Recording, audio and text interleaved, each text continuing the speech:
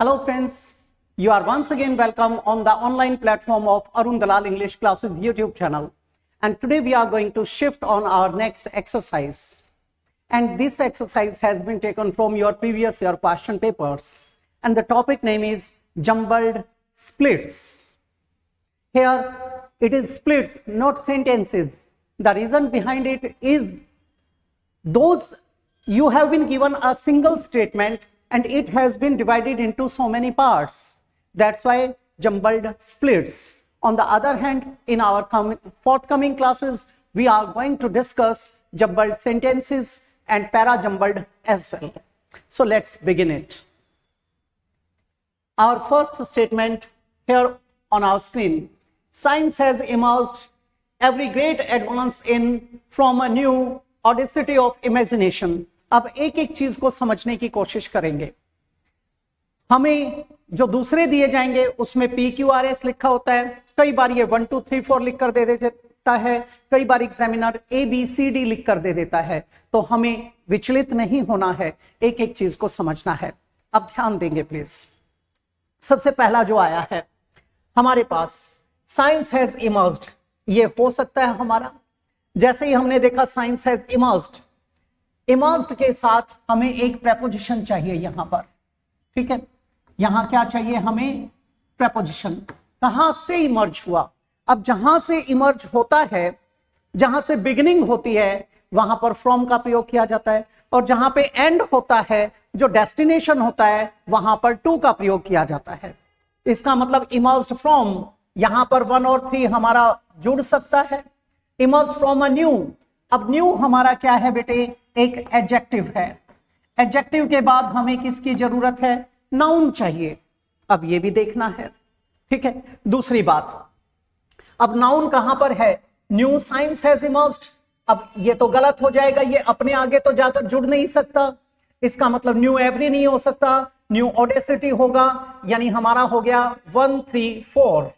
अब 1 3 4 का कॉम्बिनेशन देखो, यहां 1 2 3 4 एलिमिनेट हो गया, 1 3 4 आ सकता है, ये भी एलिमिनेट हो गया और ये भी एलिमिनेट हो गया. ये तो बड़ा सरल निकला. अब इसको पढ़ के देखते हैं एक एक पॉइंट को. अब ये क्या कहता है बेटा? Science has emerged from a new audacity of imagination. लेकिन हमारे पास ये रह गया एवरी ग्रेट एडवांस इन हमारे पास क्या दिया गया है? एक और प्रेपोजिशन दिया गया है, और इस प्रेपोजिशन के बाद किसकी जरूरत है? हमें ऑब्जेक्ट की जरूरत है. और वो ऑब्जेक्ट कहां दे रखा है? ये दे रखा है ना. वो ऑब्जेक्ट एक तो यहां दे रखा है, एक ऑब्जेक्ट ये दे रखा है. अब कौन सा किसके साथ जुड़ेगा? न्यू तो वहां जा नहीं सकता. ठीक है, इसका मतलब ये यहां जुड़ा था, तो इनके पीछे क्या आएगा? ये आ जाएगा. Every great advance in science has emerged from a new audacity of imagination. ये हमारा पेपर में बन जाएगा. तो हमारा कौन सा ऑप्शन आया? B option. नेक्स्ट पे चल पड़ते हैं. एक्सपीरियंस. एक्सपीरियंस हमारा सब्जेक्ट हो सकता है. इज हमारी singular verb I. Singular verb I तो यहां पर सिंगुलर सब्जेक्ट चाहिए बेटे. साइंस, साइंस भी हमारा हो सकता है. क्लासिफिकेशन ऑफ, ऑफ हमारा क्या है बेटे? प्रेपोजिशन. और प्रेपोजिशन के बाद किसकी जरूरत है? ऑब्जेक्ट चाहिए है हमें, यानी कोई नाउन या प्रोनाउन चाहिए. अब यहां पर फिर से वही टुकड़े करके देखते हैं, देखेंगे प्लीज. अब यहां पर experience is the systematic classification of. ये सिस्टमेटिक, सिस्टमेटिक हमारे पास एक एडजेक्टिव आया. एडजेक्टिव के बाद हमें नाउन की जरूरत है. ये सिस्टमेटिक एक्सपीरियंस हो सकता है, ये सिस्टमेटिक क्लासिफिकेशन हो सकता है, सिस्टमेटिक साइंस भी हो सकता है. लेकिन बेटर कौन सा है उसे हमें देखना है. Is the systematic, systematic classification, ये बेटर है. यानी 24 होना चाहिए, 24 होना चाहिए. ऑफ एक प्रेपोजिशन है, वो क्लासिफिकेशन किसका है? वो साइंस का है या वो एक्सपीरियंस का है? अब इसको हमें पकड़ना है. अब बेटे experience is the systematic classification of science. Sense नहीं बनी तो हम किसको लेंगे यहां पर? Science is the systematic classification of experience. हमारा ये आ जाएगा. तो हम 24 को देखते हैं. यहां 24 दे रखा है, ये एलिमिनेट हो गया, ये एलिमिनेट हो गया, यहां 24 है. हमारे पास 2 आ गए. अब हमें 1 को और 3 को और 3 को और 1 को सीक्वेंस में लगाना है. तो हमारा क्या आ जाएगा? हमारा क्या आ जाएगा, यहां पर डी आ जाएगा। हम कहां से शुरू करेंगे, इस साइंस से शुरू करेंगे, ना कि एक्सपीरियंस से। Science is the systematic classification of experience, ये बन जाएगा। नेक्स्ट हमारा अ स्टेट्समैन, बेटे ये हमारा सब्जेक्ट हो सकता है। ऑफ एक प्रेपोजिशन है, of the next generation. A politician, ये भी हमारा सब्जेक्ट हो सकता है। अब स्टेट्समैन कौन होता है और पॉलिटिशियन कौन होता है, अब हमें इनको समझना है। पॉलिटिशियन होता है राजनेता। राजनेता कौन होता है, जो इलेक्शन के बारे में सोचता है। और स्टेट्समैन कौन होता है, जो एक लीडर की तरह सोचता है, समाज में जागृति लाने की तरफ सोचता है, उसकी बात की गई है। अब स्टेट्समैन क्या है, ऑफ द नेक्स्ट जनरेशन हो सकता है। A politician thinks of the next election. Election की बात कौन करता है, पॉलिटिशियन। अब स्टेट्समैन तो करता नहीं। थिंक्स हमारा सिंगुलर वर्ब है, सिंगुलर वर्ब के साथ इन दोनों में से सिंगुलर सब्जेक्ट लगेगा, लेकिन इसकी बात की गई है तो वो पॉलिटिशियन है, यानी 3 और 4 इकट्ठा आएगा। अब 3 और 4 के हिसाब से हमें यहां पर चूज करना है। यहां पर 3 4 इकट्ठा नहीं आया, एलिमिनेट हो गया। यहां 34 नहीं आया, एलिमिनेट हो गया। यहां 34 आया है, यह भी एलिमिनेट हो गया। हमारा क्या आ जाएगा, C option. A politician thinks of the new election, a statesman of the next generation. और इसकी जो वर्ब थी यहां पर थिंक्स, वो अंडरस्टूड है, हमने ड्रॉप कर दी। नेक्स्ट आपका ऑफ देयर पैशंस, ये 1 से तो शुरू हो नहीं सकता, इसका मतलब ये हमारा एलिमिनेट हो जाएगा, क्योंकि ऑफ से हम कैसे शुरू करेंगे, ये बिल्कुल गलत हो गया। इज अ नॉलेज, इज का प्रयोग शुरू में जब होता जब पीछे साइन ऑफ इंटरोगेशन दिया गया होता, इसका मतलब 2 से भी शुरू नहीं होगा, 2 से हमें दिया भी नहीं गया है। ठीक है, अब हमें पता चल गया या तो 3 है या 4 है, और इसमें कुछ भी नहीं दे रखा।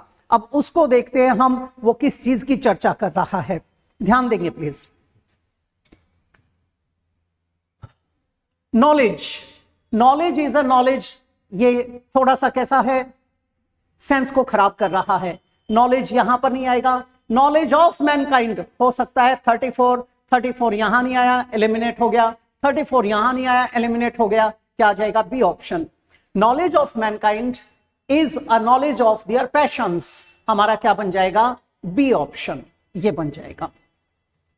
नेक्स्ट है आपका द ओनली क्रीचर। अब ओनली क्रीचर हमारा सब्जेक्ट हो सकता है। मैन इज, मैन हमारा सब्जेक्ट हो सकता है। इस वर्ब का आगे हमें क्या चाहिए, कॉम्प्लीमेंट चाहिए, या फिर आगे क्या चाहिए, वर्ब आदि चाहिए, जो भी चीज लगेगी मेन वर्ब, अब उसे समझना है। आप जब इनके टुकड़े कर करके चलोगे तो टुकड़े करने से चीजें सुलझ जाएंगी। एज ए होल उठाने की कोशिश करोगे तो बात बिगड़ जाएगी। अब यहां पर देखने की जरूरत है। Man is endowed with, is के साथ ये वर्ब का थर्ड फॉर्म आ सकता है, पैसिव वॉइस हो सकता है। 23 मैन इज एंडोड विद हो सकता है, ये the new power of laughter, ये हो सकता है। लेकिन मैन के साथ हमने 23 को जोड़ दिया तो हमारी ये स्टेटमेंट रह जाती है। अब मनुष्य क्या है, इकलौता क्रीचर है। एंडोड विद ये हो सकता है, यानी man is the only creature endowed with the power of laughter. The power of के साथ किसकी जरूरत है, प्रेपोजिशन की। यहां पर ये प्रेपोजिशन आ जाएगा, यानी 34 हमारा इकट्ठा चाहिए, 34 यहां इकट्ठा, ये एलिमिनेट हो गया, ये भी एलिमिनेट हो गया, ये भी एलिमिनेट।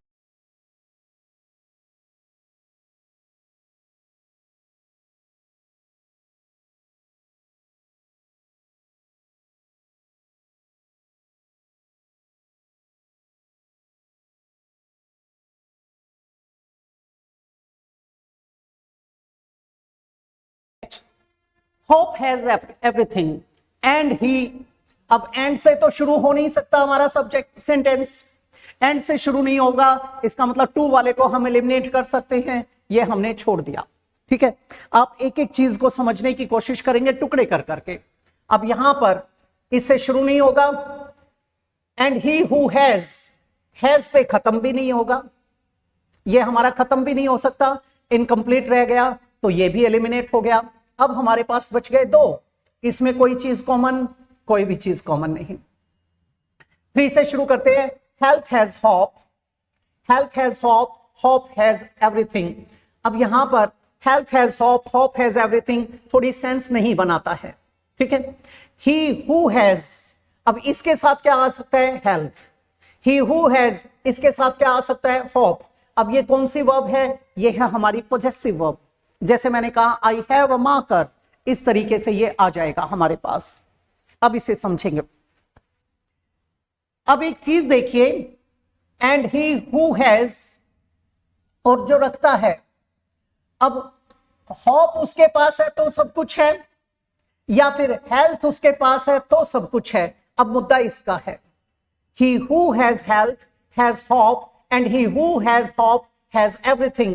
अगर हेल्थ नहीं है तो उम्मीद का क्या करेगा, वो टिक ही नहीं पाएगा, वो एग्जिस्ट ही नहीं करेगा। इसका मतलब हम पहले किसको लेंगे, फॉर को लेंगे, और इस फॉर को किसके साथ अटैच करेंगे, इसके साथ। हमारा क्या आ जाएगा, डी ऑप्शन, ये हमारा एलिमिनेट हो जाएगा। नेक्स्ट है आपका दिस न्यू मेथड, ये हमारा बिगिनिंग में आ सकता है। इवोल्ड, इवोल्ड से हम शुरू नहीं कर सकते, इसका मतलब बी तो हमारा गया। जब हम इसे करने की कोशिश करते हैं तो टुकड़े कर करके फिर से वही बात आती है। जब हमने इसको देखा तो ये जो टू है ये बिगिनिंग में नहीं आ सकता, तो हमने इसको हटा दिया। अब एंड में दे रखा है टू, सबके अंदर, ये भी टू, ये भी टू, और ये भी टू। इसका मतलब इन्हीं में से बनेगा। दूसरी बात, और भी कोई चीज कॉमन, और हमारा क्या कॉमन है, उसमें 3 कॉमन है, यानी ए आने के चांसेस कम से कम हैं। हम ए को थोड़ी देर के लिए रख देते हैं। This new method his truthful, sense नहीं बनी, यानी बात यहीं पर आकर रुक रही है, ठीक है। अब इसे देखते हैं। It was out of this new method his truthful way of living that evolved। अब इसको करते हैं तो किस अंदाज में, ठीक है। It was out of this method थोड़ा सेंस नहीं बनाता, हम क्या लिखते हैं, It was out of his truthful way of living that this new method evolved। तो हमारा क्या आ जाएगा, सी ऑप्शन, ठीक है। It was out of his truthful way, ये उसका जो सत्यनिष्ठता पूर्वक तरीका था, किसका, जीने का। that this new method is evolved, उसमें से निकल के आया है। वो क्या बन जाएगा आपका, सी ऑप्शन। इवन अगेंस्ट, अब ये इवन अगेंस्ट जो दिया गया है यहां से शुरू किया जा सकता है। इल विल ये दिया गया, यहां से भी शुरू हो सकता है। ओपोनेंट्स, और लास्ट में देता है ही नेवर हार्बर्ड। अब हम किसको उठाने की कोशिश करें, ही को, क्योंकि ये सब्जेक्ट एक्चुअल में बन सकता है हमारा। अब यहां देखेंगे ही नेवर हार्बर्ड हो सकता है। किस चीज को, यहां पर जवाब चाहिए वट का, वट का, तो ये क्या बन जाएगा, ऑब्जेक्ट। ही नेवर हार्बर्ड ओपोनेंट्स हो सकता है, इल विल हो सकता है, लेकिन ओपोनेंट से बेटर क्या है, इल विल। उसके पास क्या नहीं थी, इल विल नहीं थी, किसके प्रति, दुर्भावना नहीं थी, किसके प्रति, even against opponents, even against his enemies. तो हमारा क्या बन जाएगा, he never harboured ill will, यानी 42 यहां है, ये हमारा एलिमिनेट हो गया। 43 गलत हो जाएगा, क्या आ जाएगा, ए ऑप्शन, ठीक है।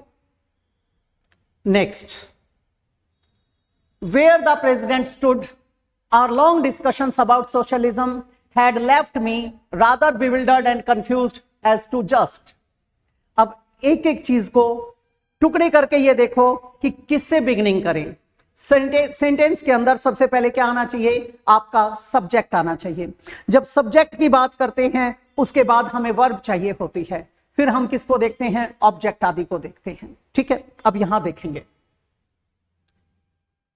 Where the president stood, our long discussions about socialism rather bewildered.